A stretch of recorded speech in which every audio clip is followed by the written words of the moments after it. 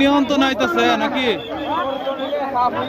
বস্তা বস্তা বস্তা পাবেন পাশে আছে না, আমার পাশে তো নাই। অনেক ভয়াবহ আগুন, অনেক ভয়াবহ আগুন। প্রায় 1 ঘন্টা যাবৎ অনেক দোকানপাট পুরো ছারখার হয়ে যাচ্ছে, কিন্তু কেউ এখনো পর্যন্ত ইয়ে করতে পারতেছে না।